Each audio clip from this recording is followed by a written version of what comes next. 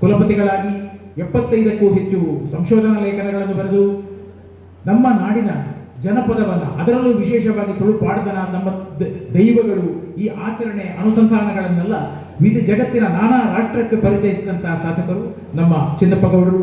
ಅವರಿಂದ ಕೃತಿ ಬಿಡುಗಡೆ ಮತ್ತು ಕೃತಿ ಬಿಡುಗಡೆಯ ಬಳಿಕದ ಮಾತುಗಳು.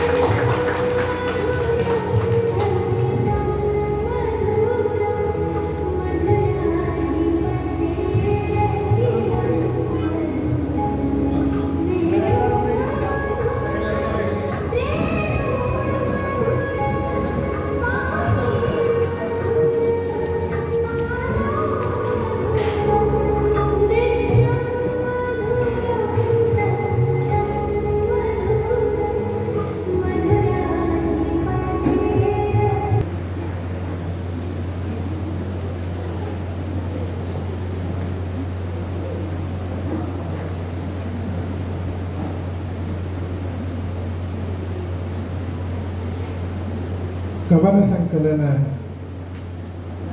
ಬಿಡುಗಡೆ ಸಮಾರಂಭದ ಅಧ್ಯಕ್ಷರೇ, ಕೃತಿಯ ಪರಿಚಯವನ್ನು ಅಥವಾ ಸಮೀಕ್ಷೆಯನ್ನು ಮಾಡಲಿರುವ ಕವಿಗಳಾಗಿರುವ ಶ್ರೀ ರಾಧಾಕೃಷ್ಣ ಉಳಿಯತಡ್ಕವರೇ ಮತ್ತು ಎಲ್ಲ ಹಿರಿಯರೇ, ಆತ್ಮೀಯ ಬಂಧುಗಳೇ,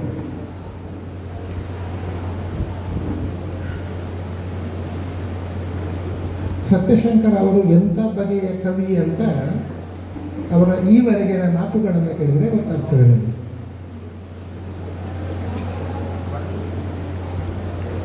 ಅವರು ಎಂಥ ಬಗೆಯ ಕವಿ ಅಂತಂದರೆ ಅವರೊಬ್ಬರು ಭಾವಜೀವಿ.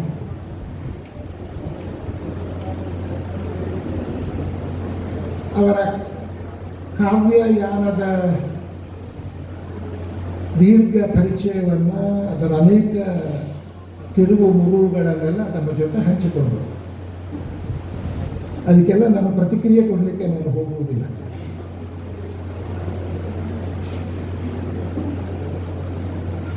ನಮ್ಮ ವಿಮರ್ಶೆಯಲ್ಲಿ ಅನೇಕ ವಿಧಾನಗಳು. ಅದರ ವಿಮರ್ಶೆ ಪಾಠ ಮಾಡಲಿಕ್ಕೆ ಹೋಗ್ತಾ ಇಲ್ಲ ಈಗ. ಅದರಲ್ಲಿ ಒಂದು ಗುಣಗ್ರಹಣಾತ್ಮಕ ವಿಮರ್ಶೆ ಅಂತ ಒಂದು ಕಾವ್ಯದ ಅಥವಾ ಒಂದು ಕೃತಿಯ ಗುಣಗಳನ್ನು, ಅದರ ಸತ್ವವನ್ನು, ಆ ಕೃತಿ ಯಾವ ಕಾರಣಕ್ಕೆ ಮುಖ್ಯ ಆಗ್ತದೆ, ಭಾಷೆಯ ಪ್ರಯೋಗಕ್ಕೆ ಮುಖ್ಯ ಆಗ್ತದೋ, ಲಯದ ಕಾರಣಕ್ಕೆ ಮುಖ್ಯ ಆಗ್ತದೋ, ವಸ್ತು ಧೋರಣೆಯ ಕಾರಣಕ್ಕೆ ಮುಖ್ಯ ಆಗ್ತದೋ, ಅದು ಅಂತಿಮವಾಗಿ ಪ್ರಕಟಪಡಿಸುವ ಒಂದು ಧೋರಣೆ, ಒಂದು ಆಶಯಕ್ಕೆ ಮುಖ್ಯವಾಗ್ತದೋ ಅಂತ ಚರ್ಚಿಸುವ ಕೃತಿ ಕೇಂದ್ರಿತ, ಸಮಾಜ ಕೇಂದ್ರಿತ, ಕವಿ ಕೇಂದ್ರಿತ, ಹೀಗೆ ಅನೇಕ ಬಗೆಯ ವಿಮರ್ಶಾ ವಿಧಾನಗಳುಂಟು. ಈ ಕೃತಿಗೆ ರಾಧಾಕೃಷ್ಣ ಉಳಿಯತಡ್ಕವರು ಬಹಳ ಸೊಗಸಾದ ಮುನ್ನುಡಿಯನ್ನು ಬರೆದಿದ್ದಾರೆ. ಈ ನಾನು ಹೇಳಿದ ಈ ವಿಧಾನಗಳಲ್ಲಿ ಅವರದ್ದು ಬಹಳ ಮುಖ್ಯವಾದ ಬಗೆ ಯಾವುದು ಅಂತಂದರೆ ಅದು ಗುಣಗ್ರಹಣಾತ್ಮಕ ಒಂದು ವಿಮರ್ಶೆ. ಅವರು ಈ ಗುದ್ದುವುದು, ಬೀಳುವುದು ಎಲ್ಲ ಹೇಳಿದಾರಲ್ಲ, ಎಲ್ಲ ಬೆದ್ದದ್ದು ಎದ್ದದ್ದು ಎಲ್ಲ ಹೇಳಿದಾರಲ್ಲ, ಬಹಳ ಬಹಳ ಬಹಳ ವಿಸ್ತಾರವಾದ ಅರ್ಥದಲ್ಲಿ ಅದು ಕೂಡ ಒಂದು ವಿಮರ್ಶೆ. ಈಗ ಈ ಕಾಲಗಳು ಯಾವುದೂ ಚೆನ್ನಾಗಿಲ್ಲ ಅಂತಂದರೆ ಅವರದ್ದೇ ಒಂದು ವಿಮರ್ಶೆ ಕ್ರಮ ಇರಬಹುದು.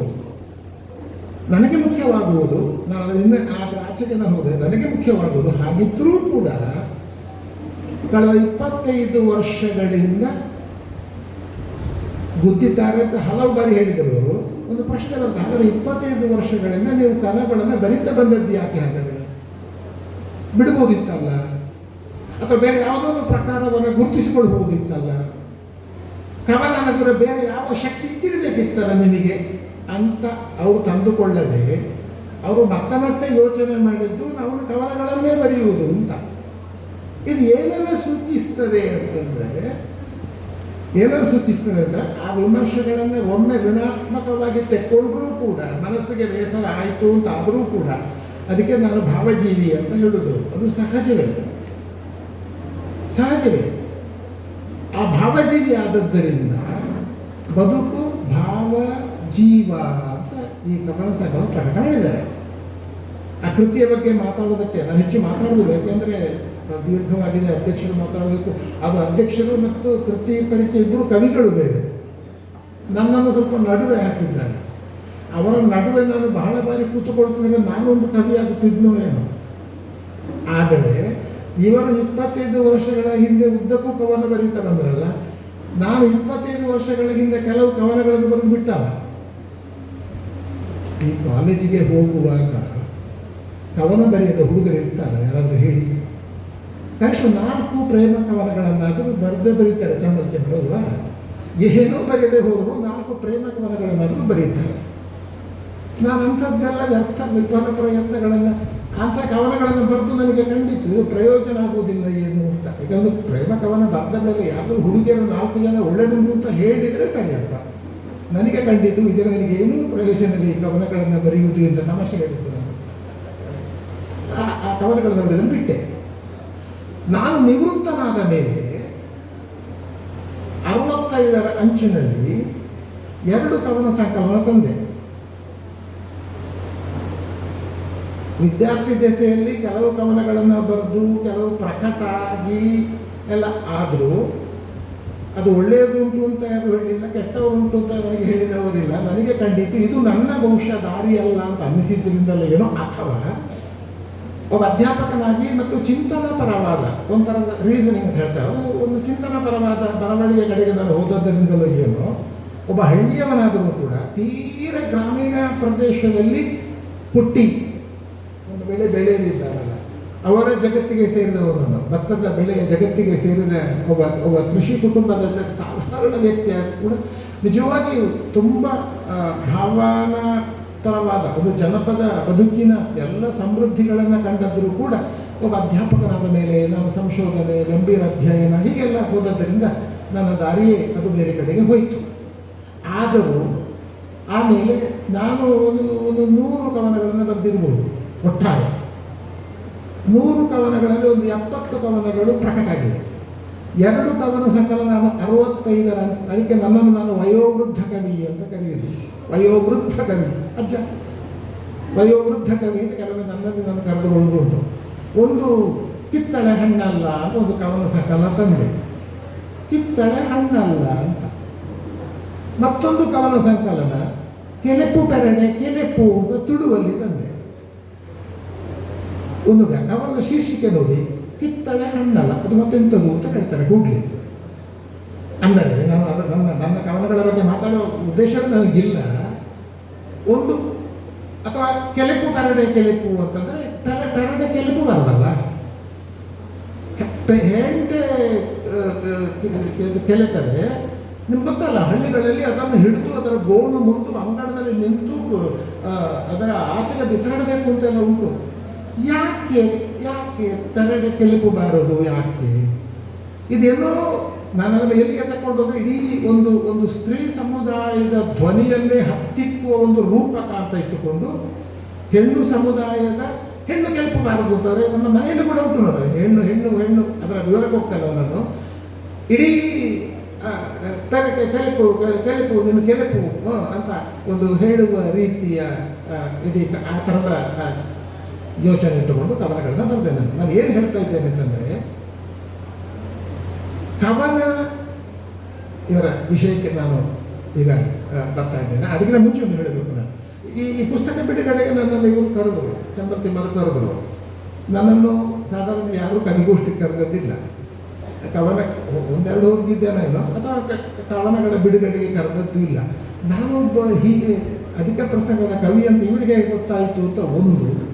ಎರಡನೇದು ಇವರು ರಾಧಾಕೃಷ್ಣ ಉಳಿಯತ್ತದಕ್ಕೆ ಬರ್ತಾರೆ ಪುಸ್ತಕದ ಬಗ್ಗೆ ಮಾತಾಡಲಿಕ್ಕೆ ಅಂತ ಇತ್ತು, ಮತ್ತು ಇವರ ಈ ಕವನಗಳ ಬಗ್ಗೆ ಹೇಳಿದರು. ಹಾಗೆ ನಾನು ಇವತ್ತು ಒಬ್ಬ ಕವಿಯಾಗಿ ಅಲ್ಲ, ಸತ್ಯಕ್ಕಾದರೂ ಆ ಥರದ್ದಲ್ಲವೇ ಅಲ್ಲ, ಆದರೆ ನಾನೊಬ್ಬ ಕವಿಯನ್ನು ಗೌರವಿಸುವವನು, ಒಳ್ಳೆಯ ಕವನವನ್ನು ಓದುವವನು, ಒಳ್ಳೆಯ ಕವನಗಳನ್ನು ಓದಿ ಎಲ್ಲ ಕವನಗಳನ್ನು ಓದ್ತೇನೆ, ಆದರೆ ನನಗೆ ಇಷ್ಟವಾಗುವ ಕವನಗಳು ಅಂತ ನಾನು ನಿರ್ಧಾರ ಮಾಡಿಕೊಂಡೆ. ಒಬ್ಬ ಸಾಹಿತ್ಯದ ಅಧ್ಯಾಪಕರಾದದ್ದರಿಂದ ನಾವು ಸಾಹಿತ್ಯದ ಎಲ್ಲ ಭಾಗಗಳನ್ನು ನಾವು ಓದಬೇಕಾಗ್ತದೆ. ಆಮೇಲೆ ಗೋಪಾಲ ಅವರು ನನ್ನ ಪಟ್ಟ ಶಿಷ್ಯ ಉಜಿರೆಯಲ್ಲಿರುವಾಗ, ಶ್ರೀಧರ ಕುಂಬಳೆ ಇದ್ದಾರಲ್ಲ ಅವರ ತಮ್ಮ. ಇದರಲ್ಲಿ ಎರಡು ಕವನಗಳು, ಶ್ರೀಧರ ಯಾನ ಅಂತ ಎರಡು ಕವನಗಳು ಕೂಡ ಇದರಲ್ಲಿ ಉಂಟು, ಈ ಸಂಕಲನದಲ್ಲಿ ಕೂಡ ಉಂಟು. ಗೋಪಾಲ ಕೂಡ ಅವರು ಕೂಡ ಫೋನ್ ಮಾಡಿದರು. ಹೀಗೆ ಒಂದು ಪ್ರೀತಿಯ ಕಾರಣಕ್ಕೆ ಇದು ಒಂದು ಭಾವಗಳನ್ನೇ ತುಂಬಿಡುವ ಕಟ್ಟಿಕೊಡುವ ಒಂದು ಕವನ ಸಂಕಲನ ಆದದ್ದರಿಂದ ಅದರ ಬಿಡುಗಡೆಗೆ ಬಂದದ್ದು ವೈಯಕ್ತಿಕವಾಗಿ ನನಗೆ ಬಹಳ ಸಂತೋಷ ಆಗಿದೆ ಅಂತ ಹೇಳ್ತಾ, ಈ ಬದುಕು ಭಾವ ಜೀವ ಈ ಕವನ ಸಂಕಲನವನ್ನು ಅನೇಕ ತಡೆಗಳ ನಡುವೆಯೂ ತಂದಿರುವ ಸತ್ಯಶಂಕರ ಅವರನ್ನು ತಮ್ಮೆಲ್ಲರ ಪರವಾಗಿ ಮತ್ತು ವೈಯಕ್ತಿಕವಾಗಿ ನಾನು ಮೊದಲಾಗಿ ಅಭಿನಂದಿಸ್ತಾ ಇದ್ದೇನೆ. ಅವರೇ ಹೇಳಿಕೊಂಡ ಹಾಗೆ ಇದು ಅಂತರಂಗದ ಸ್ಫೂರ್ತಿಗೆ ಬರೆದದ್ದು ಅಂತ ಮಾತನ್ನು ಅವರು ಹೇಳಿದರು. ಅಂದರೆ ಪ್ರೀತಿ, ಸಹನೆ, ಸಹಕಾರ, ಪರೋಪಕಾರ, ಸಮಾನತೆ, ಹೀಗೆ ನಾವು ಯಾವುದನ್ನು ಒಂದು ಅರ್ಥದಲ್ಲಿ ಮಾನವೀಯ ಮೌಲ್ಯಗಳು ಅಂತ ಹೇಳ್ತೇವೆಯೋ ಆ ಮಾನವೀಯ ಮೌಲ್ಯಗಳನ್ನು ಶೋಧಿಸುವ, ಮಾನವೀಯ ಮೌಲ್ಯಗಳನ್ನು ಪ್ರತಿಪಾದಿಸುವ, ಮಾನವೀಯ ಮೌಲ್ಯಗಳಿಗೆ ಅಕ್ಷರ ರೂಪವನ್ನು ಕೊಡುವ ಒಂದು ಪ್ರಯತ್ನವನ್ನು ಸತ್ಯಶಂಕರ್ ಅವರು ಈ ಕವನಗಳಲ್ಲಿ ಮಾಡಿದ್ದಾರೆ. ಇದು ಎಲ್ಲ ಕವನಗಳನ್ನು ಓದುವಾಗಲೂ ಕೂಡ ಸ್ಪಷ್ಟವಾಗುವ ಅಂಶ. ಇಲ್ಲಿ ಅವರು ಭಾವ ಜೀವ ಎನ್ನುವುದಕ್ಕೆ ಪೂರಕವಾಗಿ ಈ ಕವನವನ್ನು ಯಾರಿಗೆ ಅರ್ಪಣೆ ಮಾಡಿದ್ದಾರೆ ಅಂತ ಹೇಳೋದು ಅವ್ರು ಹೇಳ್ತಾರೆ ನೋಡಿ. ಇಲ್ಲಿ ಭಾವ ಯಾರು ಜೀವ ಯಾರು ಅಂತ ಅವರೇ ಹೇಳ್ತಾರೆ. ಬಾಲ್ಯದ ತೊದಲು ನುಡಿಗಳನ್ನು ತಿದ್ದಿ ತೀಡಿ ಬದುಕಿಗೆ ಭಾವ ನೀಡಿದ ಅಜ್ಜ ಅಜ್ಜಿಯರಿಗೆ, ಭಾವ ಜಗತ್ತನ್ನು ಭಾವಕೋಶಕ ಭಾಗವಾಗಿರುವ ಅಜ್ಜ ಅಜ್ಜಿ, ತಪ್ಪು ದಾರಿಯಲ್ಲಿ ನಡೆದಾಗ ತಿಳಿ ಹೇಳಿ ಜೀವ ನೀಡಿ ಬದುಕು ಕಟ್ಟಿಕೊಟ್ಟ ಅಪ್ಪ ಅಮ್ಮನಿಗೆ. ಈ ಕವನದ ಈ ಸಮರ್ಪಣೆಯ ಸಾಲುಗಳನ್ನು ಇಟ್ಟುಕೊಂಡ್ರೆ ಅವರ ಭಾವ ಅದು ಅಜ್ಜ ಅಜ್ಜಿ, ಅವರ ಜೀವ ಅದು ಅಪ್ಪ ಅಮ್ಮ.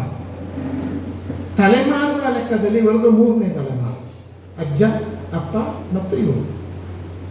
ಈ ಮೂರು ತಲೆಮಾರುಗಳ ಒಂದು ಸಂಬಂಧವನ್ನು ನೆನಪಿಸಿಕೊಳ್ಳುವ, ಅಂಥ ಸಂಬಂಧದ ಅತ್ಯುತ್ತಮ ಅಂಶಗಳನ್ನು, ಆ ಸಂಬಂಧದ ಒಂದು ತಲೆಮಾರುಗಳ ಸಂಬಂಧದ ಅತ್ಯುತ್ತಮ ಮಾನವೀಯ ಅಂಶಗಳನ್ನು ಕಟ್ಟಿಕೊಡುವ ರಚನೆಗಳಾಗಿ ಈ ಕವನಗಳನ್ನು ನಾನು ಓದ್ತಾ ಇದ್ದೇನೆ. ನಮ್ಮಲ್ಲಿ ಎರಡು ಕ್ರಮ ಉಂಟು. ಒಂದು ವ್ಯಕ್ತಿತ್ವವನ್ನು ಹೇಳುವಾಗ ಒಂದು ಭಾವನಾ ಪರ ಮತ್ತೊಂದು ಚಿಂತನ ಪರ ಅಂತ ಹೇಳ್ತಾರೆ. ಭಾವ ಜಗತ್ತು ಮತ್ತು ಚಿಂತನ ಜಗತ್ತು ವ್ಯಕ್ತಿತ್ವದಲ್ಲಿ, ಪ್ರತಿಯೊಬ್ಬರ ವ್ಯಕ್ತಿತ್ವದಲ್ಲಿ ಒಂದು ಭಾವ ಜಗತ್ತು ಇರ್ತದೆ, ಹಾಗೆಯೇ ಒಂದು ಚಿಂತನ ಜಗತ್ತು ಇರ್ತದೆ, ಚಿಂತನಾ ಪರ ಅಂತ ಹೇಳ್ತಾರೆ. ಈ ಎರಡು ಅಂಶಗಳ ಹದವಾದ ಮಿಳಿತ ಬೇಕು ಬದುಕಿನ ಒಂದು ಒಂದು ಒಂದು ಒಂದು ಪರಿಪೂರ್ಣತೆಗೆ ಇದರ ಹದವಾಗಿ ಬೇಕು. ಯಾವುದು ಸ್ವಲ್ಪ ಹೆಚ್ಚಾದರೂ ಕಷ್ಟವೇ. ಭಾವವೇ ಇಲ್ಲದ ಒಂದು ಜೀವ ಅಥವಾ ಅತಿಯಾದ ತರ್ಕ ಬುದ್ಧಿ ವೈಚಾರಿಕತೆ ಅಂತ ಹೇಳುವ ಒಂದು ಬೆಲೆ, ಇದು ಒಂದು ಸಂತುಲಿತ ವ್ಯಕ್ತಿತ್ವದ ಲಕ್ಷಣ ಅಲ್ಲ. ಸಂತುಲಿತ ಬ್ಯಾಲೆನ್ಸ್ಡ್ ಅಂತ ಹೇಳ್ತೇವೆ ನಾವು. ಒಂದು ಬ್ಯಾಲೆನ್ಸ್ಡ್ ಸಂತುಲಿತವಾದ ಸಮತೋಲಿತವಾದ ಒಂದು ಬದುಕಿನ ಲಕ್ಷಣ ಏನು ಅಂದರೆ ಅದರಲ್ಲಿ ಭಾವನೆಗಳು ಇರಬೇಕು,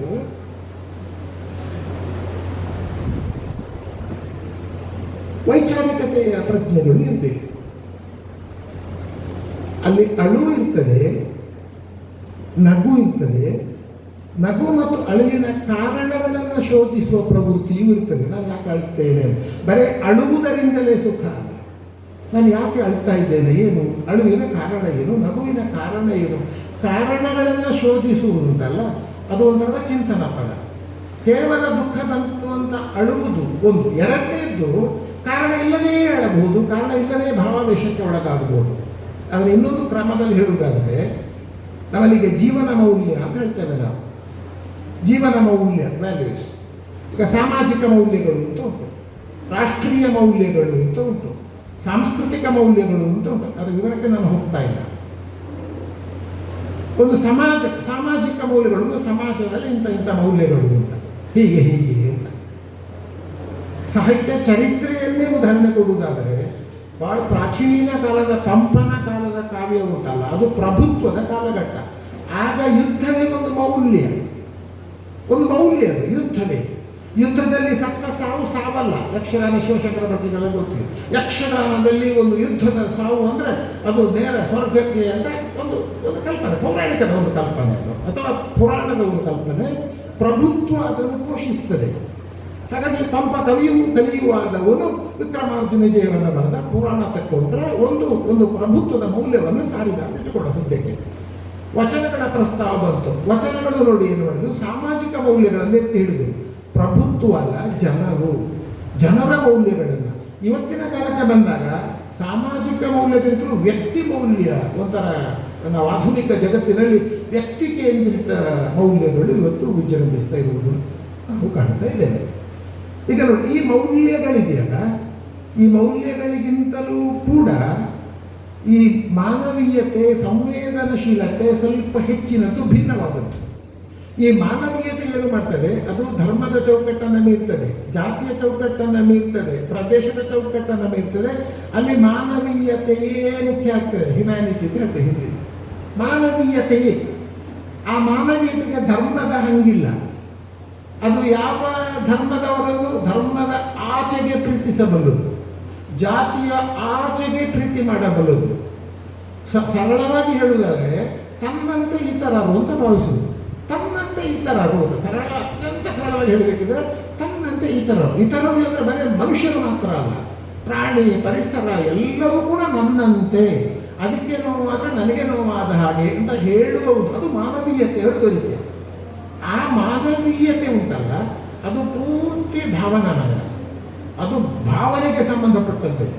ಬಹಳ ದೊಡ್ಡ ಮೌಲ್ಯವಿದು, ಬಹಳ ಬಹಳ ಬಹಳ ಬಹಳ ದೊಡ್ಡ ಮೌಲ್ಯದು ಜೀವನದಲ್ಲಿ. ಅದು ಈ ಈ ಮೌಲ್ಯ ನಮ್ಮನ್ನು ಏನು ಮಾಡ್ತದೆ ಅಂತಂದರೆ, ನೀವು ನೋಡಿ, ಸಮಾಜಗಳ ನಡುವೆ ಭಿನ್ನತೆ, ಪ್ರತ್ಯೇಕತೆ, ದೇಶಗಳ ನಡುವೆ ಎಲ್ಲ ಇರ್ಬೋದು.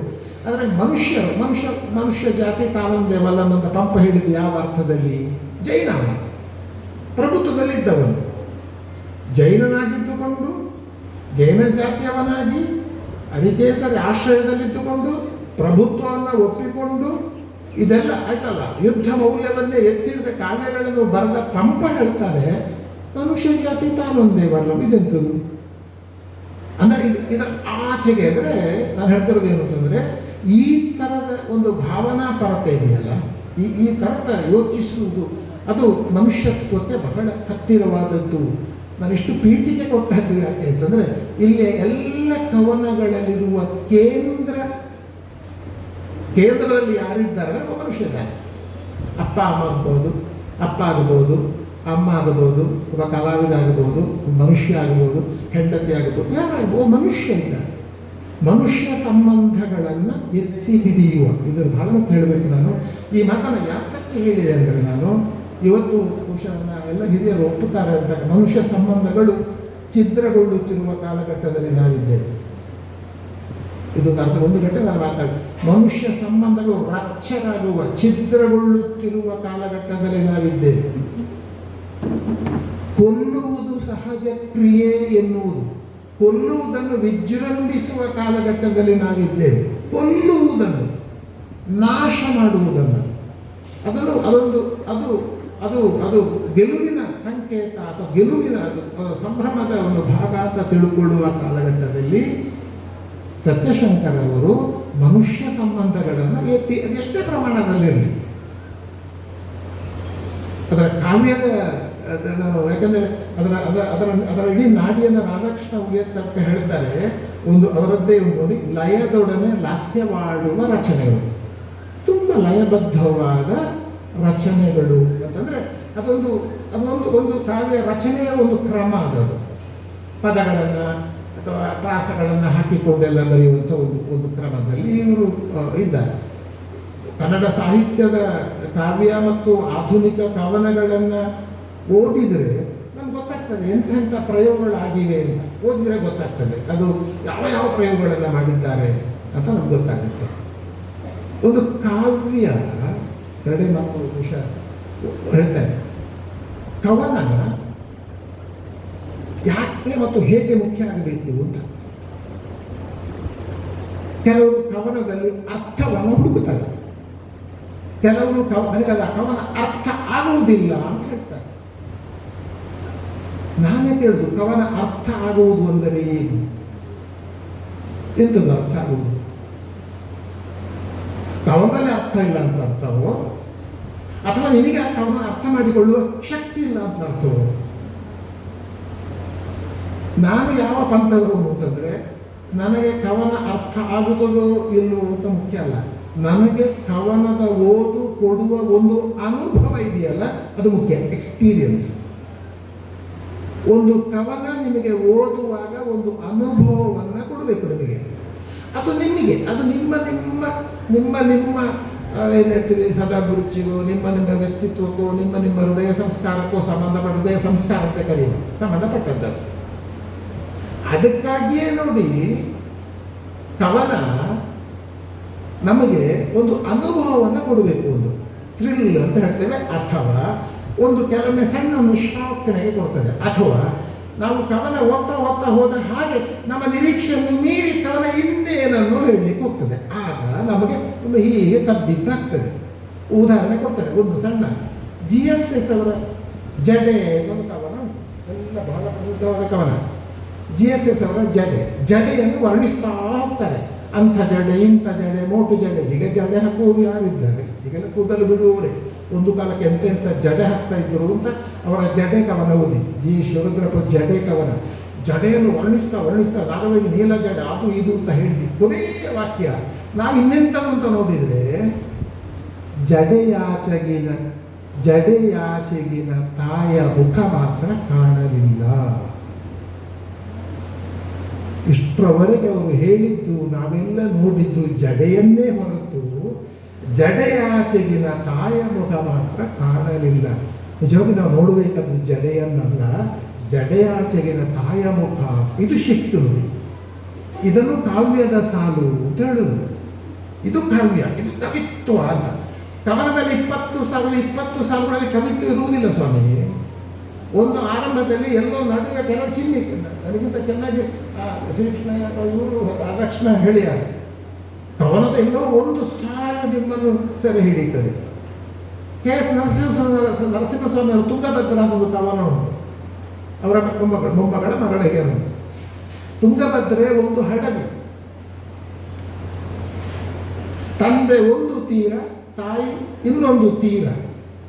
ಈ ಎರಡು ತೀರಗಳ ನಡುವೆ ಅನೇಕ ಅಮೂಲ್ಯ ವಜ್ರ ವೈಡೂರ್ಯಗಳನ್ನು ಹೊತ್ತು ಸಾಗುವ ಹಡಗು ನಮ್ಮ ತುಂಗಭದ್ರೆ.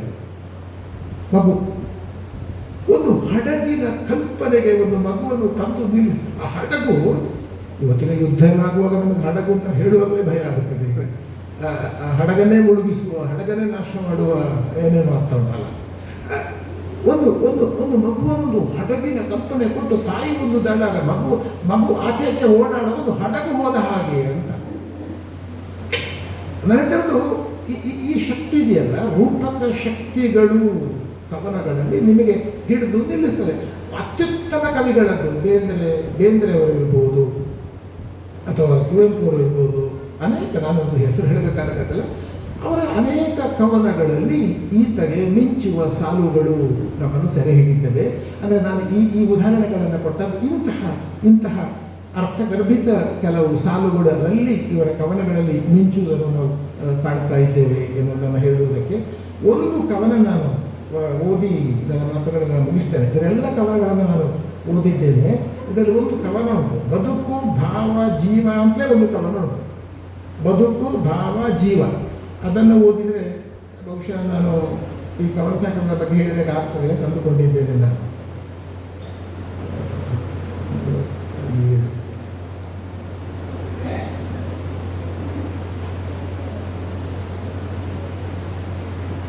ಬದುಕು ಭಾವ ಜೀವ ಅರ್ಥ ಹೇಳಲಿಕ್ಕೆ ನಾನು ಹೋಗುವುದಿಲ್ಲ, ಯಾಕಂದ್ರೆ ನಾನು ಅದಕ್ಕೆ ವಿರುದ್ಧವೇ. ನಿಮಗೆ ಅದೇನಾದರೂ ಅನುಭವಕ್ಕೆ ಬರ್ತದೆ ಅಂತ ಅಷ್ಟೇ ಅಂದರೆ ಸಾಕು. ಕವನ ಓದುವುದಕ್ಕೆ ಅನುಭವ ಏನೋ ಆಯಿತು. ಅವರವರ ಭಾವಕ್ಕೆ ತಕ್ಕಂತೆ ಅವರವರ ಬದುಕಿನ ಜೀವ, ಅವರವರ ಭಾವಕ್ಕೆ ತಕ್ಕಂತೆ ಅವರವರ ಬದುಕಿನ ಜೀವ. ಗಟ್ಟಿ ಬೆಳೆದ ಬೇವಿನ ಮರದಡಿ ಮಾವಿನ ಹಣ್ಣು ಹುಡುಕುವ ರೀತಿ. ಮಾವಿನ ಹಣ್ಣು ಹುಡುಕುವುದಿಲ್ಲ ನೀವು, ಬೇವಿನ ಮರದಲ್ಲಿ. ಗಟ್ಟಿ ಬೆಳೆದ ಬೇವಿನ ಮರದಲ್ಲಿ ಮಾವಿನ ಹಣ್ಣು ಹುಡುಕುವ ರೀತಿ. ಭಾವನೆಗಳೇ ಶೂನ್ಯವಾದರೆ ಜೀವಗಳಿಗೆ ಎಲ್ಲಿಯ ಬೆಲೆ? ಬಂಧುತ್ವದ ಬಂಧನಗಳಿಗೆ ಎಲ್ಲಿಯ ಸಂಕೋಲೆಯ ಬಿಗಿ ಹಿಡಿತ? ಹಾಸ್ಯದ ಮಾತು ಇನ್ನೊಬ್ಬನ ಹೃದಯಕ್ಕೆ ಶೂಲದ ಮಾತು ಇದೆ. ಹಾಸ್ಯದ ಮಾತು ಇನ್ನೊಬ್ಬನ ಹೃದಯಕ್ಕೆ ಶೂಲದ ಮಾತು. ಹಗಲಿದ್ದರೂ ಕನವರಿಕೆ ನಡತೆ ಅದೇನೋ ಗೊಂದಲದ ಅಂಧಕಾರ. ಕಾರ್ಮುಗಿನ ಇರುಳಿದ್ದರೂ ಮನದಲ್ಲಿ ಬೆಳಕಿನ ಅರಳು ಗುರಿಯ ಸಾಧಿಸುವ ಛಲ, ಯಶಸ್ಸನ್ನೇರುವ ಹಂಬಲ. ಬದುಕು ಒಂದೇ ಒಂದು, ಬದುಕುವ ರೀತಿ ನೂರಾರು. ಯಾಕೆ ಎಂದರೆ ಬದುಕಿರುವ ಭಾವಗಳು ಜೀವಗಳು ಬೇರೆ ಬೇರೆ ಅಂತ. ಬದುಕು ಒಂದೇ ಒಂದು, ಅದು ಬದುಕುವ ರೀತಿ ನೂರಾರು.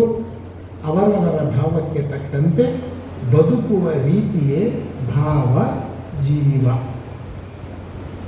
ಬಹುಶಃ ಈ ಕವನದ ಬೇರೆ ಬೇರೆ ವಿನ್ಯಾಸಗಳ ಒಂದು ಪ್ರಸ್ತುತಿಯನ್ನು ಈಗ ಬೇರೆ ಬೇರೆ ಕವನಗಳಲ್ಲಿ ನಾವು ನೋಡುವುದಕ್ಕೆ ಸಾಧ್ಯ ಅಂತ ನಾನು ಭಾವಿಸಿಕೊಂಡಿದ್ದೇನೆ. ಒಂದು ಮಾತು ಹೇಳ್ತೇನೆ. ಕವಿ ಕವನ ಇದೆಯಲ್ಲ, ಈ ಕವನ ಬಹಳ ಶಕ್ತಿಶಾಲಿಯಾದ ಒಂದು ವೆರಿ ವೆರಿ ಪವರ್ಫುಲ್ ಫಾರ್ಮ್. ಅದು ಸಾಹಿತ್ಯ ಪ್ರಕಾರದಲ್ಲಿ ಕಾವ್ಯದಷ್ಟು ಶಕ್ತಿ ಇರುವ ಮಾಧ್ಯಮ. ಯಾಕೆಂದರೆ ಅದರಲ್ಲಿ ಬಳಸುವುದು ಕೆಲವೇ ಪದಗಳನ್ನು ಮಾತ್ರ, ಅದು ಕೂಡ ಪೂರ್ಣ ವಾಕ್ಯಗಳಲ್ಲ. ನನ್ನ ಲೆಕ್ಕದಲ್ಲಿ ಕವನಗಳಲ್ಲಿ ಫುಲ್ ಸ್ಟಾಪ್, ಕ್ರಿಯಾಪದಗಳು ಅತ್ಯಂತ ಕಡಿಮೆ ಇರಬೇಕು, ಇರಬಾರದು ಅಂತ ಹೇಳುವ ನಾನು. ಪದಗಳೇ ಇರಬೇಕು, ಪದಗಳ ಚಿತ್ರಗಳೇ ಕವನಗಳ ಸಾಮಾನ್ಯವಾಗಿ ನಾನು ಅದು ಹೋಗುತ್ತಾನೆ ಬರುತ್ತಾನೆ ತಿನ್ನುತ್ತಾನೆ ಕಾವ್ಯ ಆಗೋದಿಲ್ಲ. ಅದಲ್ಲ, ಚಿತ್ರಗಳೇ. ಅದಕ್ಕೆ ಚಿತ್ರಕ ಶಕ್ತಿ, ರೂಪಕ ಶಕ್ತಿ ಅಂತ ನಾವು ಹೇಳ್ತೇವೆ. ಇಂಥ ಕವನಗಳಿಗೆ ಬಹಳ ಸೊಕ್ಕಂತೆ. ಕವನಗಳಿಗೆ ಎಂಥ ಸೊಕ್ಕು ಅಂತ, ಅದು ನಕ್ಷತ್ರಗಳ ಹಾಗೆ ಅಂತ ಹೇಳ್ತಾರೆ.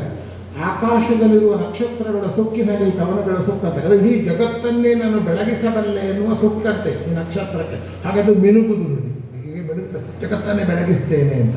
ಆದರೆ ಕವನಗಳು ಸಣ್ಣ ಹಣತೆ. ಅಂದರೆ ಅದರ ಗುಣ ಅದುವೇ. ಅದು ಕೂಡ ಸುತ್ತಲಿನ ಕತ್ತಲೆಯನ್ನು ಓಡಿಸುವ ಒಂದು ಗುಣ ಕವನಗಳಿಗೆ ಇರ್ತದೆ. ಈ ಕವನಗಳಲ್ಲಿ ನನ್ನ ಸಂಶೋಧನೆಯಲ್ಲಿ ಚಿನ್ನಪ್ಪಗೌಡರ ಛಾಪ್ ಇರಲಿಕ್ಕೆ ಸಾಧ್ಯ ಇಲ್ಲ, ಸಂಶೋಧನೆ. ಆದರೆ ಒಂದು ಕವನದಲ್ಲಿ ಒಬ್ಬ ಕವಿಯ ಛಾಪ್ ಇರ್ತದೆ, ಕವಿಯ ಒಂದು ಛಾಪ್. ಇದು ಈ ಮಾದರಿಯದ್ದು ಅಂತ ಹೇಳಲಿಕ್ಕೆ ನನ್ನ ಸಾಧ್ಯ ಆಗ್ತದೆ.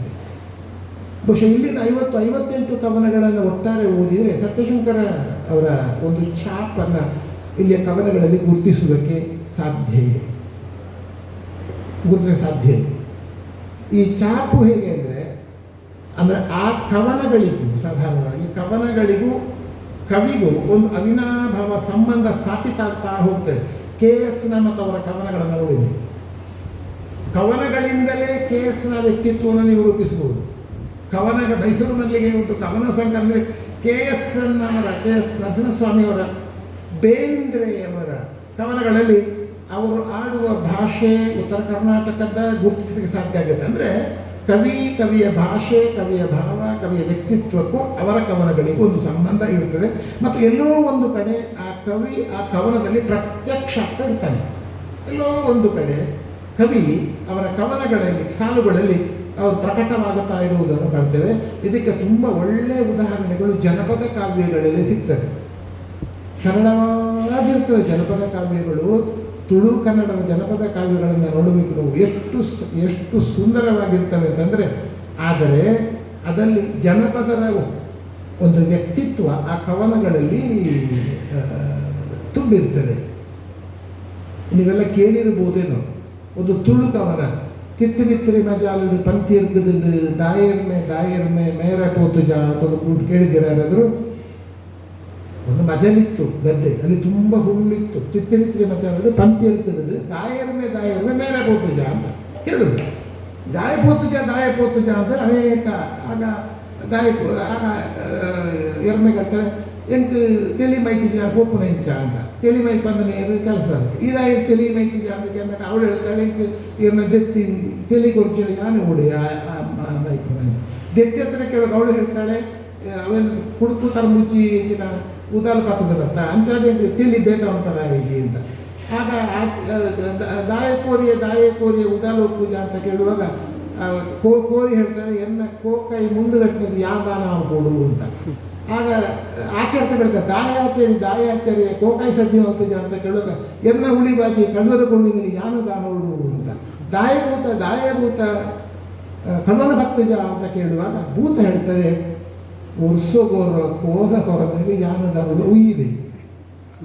ಕೊನೆಗೆ ಇಡೀ ಎಮ್ಮೆ ದನ ತಿರ್ತಿರಿ ಮಜಲಿಗೆ ಹುಲ್ಲು ಮೇಯದಕ್ಕೆ ಹೋಗದಿರುವುದಕ್ಕೆ ಕಾರಣ ಅಂತ ಹುಡುಕುತ್ತಾ ಹೋದರೆ ಮತ್ತೆ ಯಾರು ಅದನ್ನು ಕೇಳ್ತಾನೆ ಅವನೇ ಅದರ ಕಾರಣನಾಗಿರುವ ಒಂದು ಉಂಟಲ್ಲ. ಅಂದರೆ ಒಬ್ಬ ಕವಿಯೇ ಅದರ ಒಳಗೆ ಬರುವಂತಹ ಅನೇಕ ರಚನೆಗಳನ್ನು ಕೇಳ್ತೇವೆ. ರಾವು ಕುರುಬು ರಾವಂದೇನಿದಾನ ನಮ್ಮ ಕವಿಗಳು ಸ್ವಲ್ಪ ಜನಪದ ಕಾವ್ಯಗಳನ್ನು ಓದಬೇಕು. ಅದರ ರಚನೆಗಳಿಗೆಲ್ಲ ಲಕ್ಕಲೆಯೇ ಕುಲುಲೆಯೇ ದೂಜೆ ಬರ್ಬುಲ್ ಮಲಗಿರ್ತಾರೆ. ಏನು ಹೇಳುವುದಿಲ್ಲ ಅವರು, ಎಲ್ಲ ಕದ್ದು ಹೋಯಿತು ಅಂತ ಹೇಳಿದ್ರೆ ಹೇಳುದಿಲ್ಲ. ಕೊನೆಗೆ ಇವ್ರನ್ನ ಬುಡದಿನ ಗಂಡೊಂದು ಉಪಯೋಗ ಅಂತ ಹೇಳುವಾಗ ಹೇಳ್ತಾರೆ ಅಲ್ಲಿಗೆ ಬಂದು ನಿಲ್ತದೆ ಅದು ಅಂತ. ಅಂದರೆ ಈ ಥರ ಅಂದರೆ ನಮಗೇನೋ ಹೋಗಿ ತಿಳ್ಕೊಂಡ್ರೆ ಕೊನೆಗೆ ಒಂದು ಕುತೂಹಲದ ಘಟ್ಟಕ್ಕೆ ಅದು ಕಾವ್ಯ ಹೋಗ್ತದೆ ಅಂತ. ನಾನು ಹೆಚ್ಚು ಮಾತಾಡಲಿಕ್ಕೆ ಹೋಗ್ತಾ ಇಲ್ಲ. ನಾನು ಈ ಬದುಕು ಭಾವ ಜೀವ ಬಹುಶಃ ಅವರ 25 ವರ್ಷಗಳ ಒಂದು ಶ್ರಮದ ಫಲ ಅಂತ ಅವರೇ ಹೇಳಿಕೊಂಡಿದ್ದಾರೆ. ಅದರ ಹುಟ್ಟಿನ ಹಿಂದಿನ ಕಾರಣಗಳೇನು ಎನ್ನುವುದನ್ನು ಕೂಡ ಅವರು ಹೇಳಿದ್ದಾರೆ. ನಮಗೆ ಇವತ್ತು ಇವರ ಕವನಗಳು ಮುಖ್ಯ ಆಗ್ತವೆ. ಅವರು ಇನ್ನೂ ಕೂಡ ಕವನಗಳು ಅಲ್ಲದೆ ಅವರು ಬೇರೆ ಯಾವ ಸಾಹಿತ್ಯ ಪ್ರಕಾರದಲ್ಲಿ ಕೆಲಸ ಮಾಡಿದ್ದು ನನಗೆ ಇದರ ವಿವರಗಳಲ್ಲಿ ಇಲ್ಲ. ಕವನವನ್ನೇ ಪ್ರಧಾನ ಅಂತ ಇಟ್ಟುಕೊಂಡ ಕಾರಣ ಬಹುಶಃ ಇನ್ನಷ್ಟು ಒಳ್ಳೆಯದಿಲ್ಲ ಅಂತಲ್ಲ, ಇದಕ್ಕಿಂತ ಭಿನ್ನವಾದ ಅಂತ ಅರ್ಥದಲ್ಲಿ ಅನೇಕ ಕವನಗಳನ್ನು ಅವರ ಕಾವ್ಯ ರಚಿಸುವ ಪ್ರವೃತ್ತಿಯನ್ನು ಬೆಳೆಸಿಕೊಂಡು ಬರಲಿ. ಅದಕ್ಕೆ ಅವರ ಕುಟುಂಬದ ಹಿನ್ನೆಲೆಯನ್ನೆಲ್ಲ ಹೇಳಿದರು. ಅವರ ಸಂಘಟನೆಯ ಪ್ರಗತಿ ತಂಡದ ನೆನಪಿಸಿಕೊಂಡರು ಅವರು. ಬಹುಶಃ ಇಂಥ ಕವಿಗಳನ್ನು ನಾನು ಹೇಳಬೇಕಾದ ಮಾತಿಷ್ಟೇ, ಬೇರೆ ಯಾವ ಕಾರಣಕ್ಕೂ ಬೇಡ, ಮನುಷ್ಯ ಸಂಬಂಧಗಳನ್ನು ಬೆಳೆಸಬೇಕು ಉಳಿಸಬೇಕು ಅಂತ ಹೇಳುವ ಒಂದು ತುರ್ತನ್ನು ಮಂಡಿಸುವ ಈ ಕವನಗಳಿಗೆ ತುಂಬ ಇವತ್ತಿನ ಕಾಲಘಟ್ಟದಲ್ಲಿ ಬಹಳ ಚಾರಿತ್ರಿಕವಾದ ಒಂದು ಮಹತ್ವ ಇದೆ ಅಂತ ಹೇಳ್ತಾ ಅವರನ್ನು ಮತ್ತೊಮ್ಮೆ ವಿಶೇಷವಾಗಿ ಅಭಿನಂದಿಸಿ, ಕವಿ ಅಲ್ಲದ ನಾನು ಕವಿತ್ವವನ್ನು ಆಸ್ವಾದಿಸುವ ಮನೋಧರ್ಮವಿರುವನಾಗಿ ಈಗ ಕೆಲವು ಕವನಗಳ ಅಥವಾ ಒಟ್ಟು ಕವನಗಳ ಬಗ್ಗೆ ಕೆಲವು ಅಂಶಗಳನ್ನು ನಾನು ಪ್ರಸ್ತಾವ ಮಾಡಿದ್ದೇನೆ. ಇದು ಒಂದು ಕವನ ಸಂಕಲನಕ್ಕೆ ಇಷ್ಟೊಂದು ಸಂಖ್ಯೆಯಲ್ಲಿ ಜನ ಬರ್ತಾರೆ ಎನ್ನುವುದೇ ಒಂದು ವಿಶೇಷ. ಸಾಧಾರಣ ಕವನಗಳನ್ನು ಓದುವವರು ಬಹಳ ಕಡಿಮೆ ಅಂತ ಲೆಕ್ಕ. ಬಹಳ ಯಾವುದು ಓದಿದರೂ ಅದು ಕವನಗಳ ಮೇಲೆ ನಂಬಿಕೆ ಇಲ್ಲವೋ ಅದು ಬರೆಯುವ ಕವಿಗಳ ಮೇಲೆ ಜನಗಳಿಗೆ ನಂಬಿಕೆ ಇಲ್ಲವೋ ನನಗೆ ಗೊತ್ತಿಲ್ಲ. ಮತ್ತು ಆ ಥರ ಅಂದರೆ ಇವತ್ತು ಅವರ ಅದಕ್ಕೆ ಹೇಳಿದ್ದವರು ಅವರವರು ಭಾವಜೀವಿ ಅಂತ ಸತ್ಯಣ್ಣ ಕರೆದಿದ್ದಾರೆ ಹೋಗುವ ಅಂತ ಹಾಗೆ ಬಂದಂಥ ಅನೇಕರು ಇರಬಹುದು. ಅದು ದೊಡ್ಡ ಗುಣವೇ ಇರುವುದು, ಅದು ಬಹಳ ದೊಡ್ಡ ಗುಣವೇ. ಸೊ ಈ ಎಲ್ಲ ಸದ್ಗುಣಗಳನ್ನು ಸ್ಮರಿಸಿಕೊಂಡು ಒಂದು ಗುಣಗ್ರಹಣಾತ್ಮಕ ರೀತಿಯಲ್ಲಿ ಇವರ ಕವನಗಳನ್ನು ನೋಡಿ ಬೆಂಬಲಿಸಿ ಅಂತ ಮತ್ತೊಂದು ಹೇಳ್ತಾ ನನ್ನನ್ನು ಬಹಳ ಪ್ರೀತಿಯಿಂದ ಬರಮಾಡಿಕೊಂಡ ಎಲ್ಲರಿಗೂ ನಾನು ತಲೆಬಾಗಿ ವಂದಿಸಿ ನನ್ನ ಮಾತುಗಳನ್ನು ಮುಗಿಸ್ತೇನೆ. ನಮಸ್ಕಾರ.